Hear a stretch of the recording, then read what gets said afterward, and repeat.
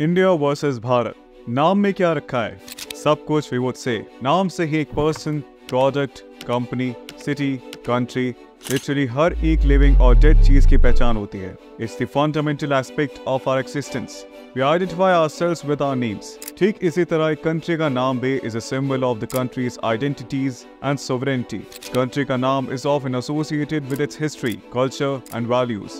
It can evoke a sense of national pride and unity.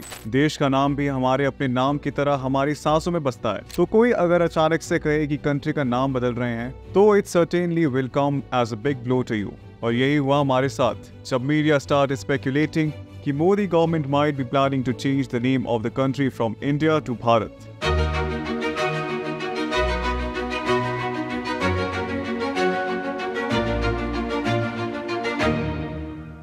For a common citizen, अभी तक तो हमने कभी इनमें कोई डिफरेंस माना ही नहीं. We always thought that both of these are the names of our country and people as per their choice refer to it as Bharat or India.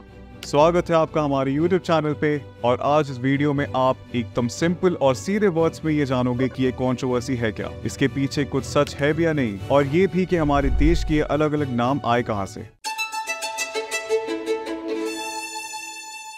अपनी कंट्री के सबसे पुराने नामों में से एक था Jambu Dvipa, the continent of the Jambu, jamun, the berry.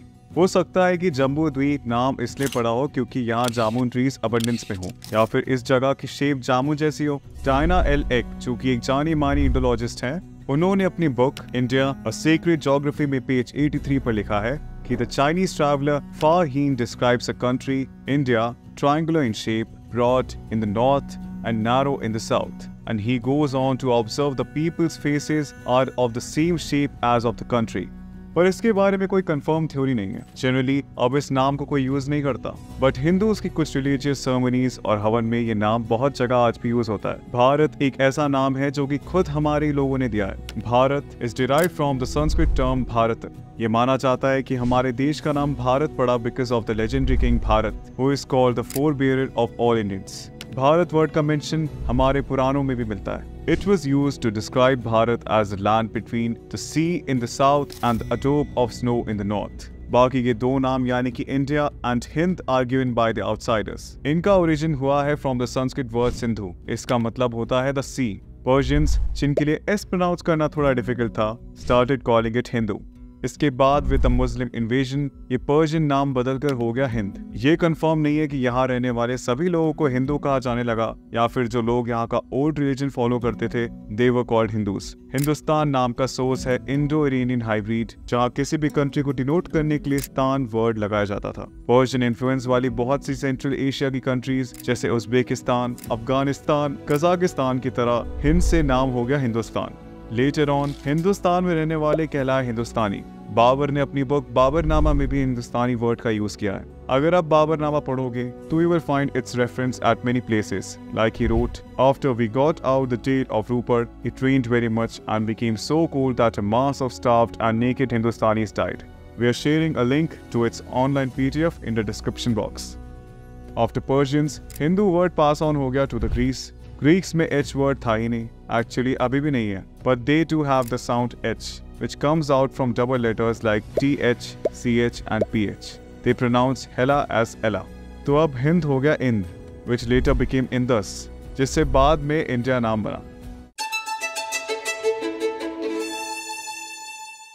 It all started when the media published the official dinner invite sent by the president during the G20 summit, जिसमें प्रेसिडेंट ऑफ इंडिया की जगह लिखा था president of Bharat. Same day BJP का एक tweet आया जिसमें लिखा था that Modi was attending a summit of the Association of South East Asian Nations in Indonesia as a prime minister of Bharat. इसके बाद ऐसी बहुत सी जगह है जहां पे इंडियन वर्ड यूज किया जाता था, अचानक से भारत वर्ड का यूज किया जाने लगा, जैसे कि प्राइम मिनिस्टर नरेंद्र मोदी की G20 की name plate. People started speculating that this is an indication कि गवर्नमेंट इंडिया का नाम बदलकर भारत रख देगा। ये स्पेकुलेशंस और बढ़ गई जब एक स्पेशल पार्लियामेंट सेशन कॉल किया गया। सबने कहा कि इसमें तो नाम चेंज होगा ही, but nothing like this was even proposed in that session.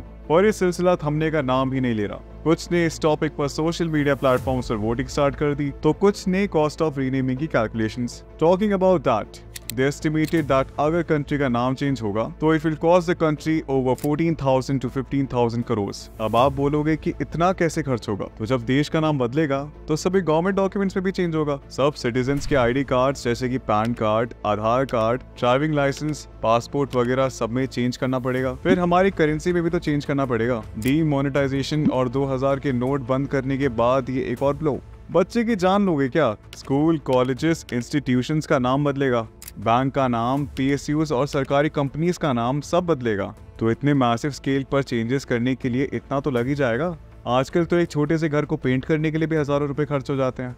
Coming back to the controversy, BJP ने भी कुछ भी क्लियर करने की बजाय एक ट्वीट किया और लिखा India, that is Bharat, it is there in the constitution. When you say Bharat, a meaning, an understanding and a connotation that comes with it is also reflected in our constitution. Opposition parties ने कहा कि मोदी सरकार India alliance से डर गई। कुछ दिन पहले ही करीब 26 ऑपोजिशन पार्टीज ने मिलकर एक अलायंस बनाया called Indian National Democratic Inclusive Alliance, referring to this in short as India. लगता है दोनों ही नामों का फायदा उठाने के लिए ही इस अलायंस ने अपना स्लोगन रखा, जुड़ेगा भारत, जीतेगा इंडिया। वैसे आपको बता दें कि हमारे कॉन्स्टिट्यूशन में दोनों ही नाम मेंशन्ड हैं। The constitution in English is called the constitution of India और इसके आर्टिकल 1 में लिखा है India that is Bharat shall be a union of states. Hindi में इसे कहा गया है भारत का संविधान और आर्टिकल 1 में लिखा है भारत अर्थात इंडिया राज्यों का संघ होगा। It is being said that it is a part of the decolonization process, which is important for any country.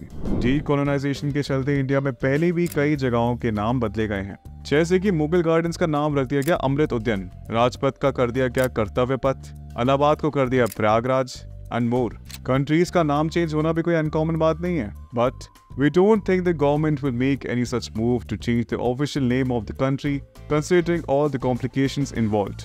But you never know, Modi सरकार कब क्या झटका दे दे। तो चलिए आपके साथ हम भी वेट करते हैं to see if the controversy will die or there's more to come. जाते जाते do subscribe to our channel and press the bell icon to receive notifications of the upcoming videos. जय हिंद।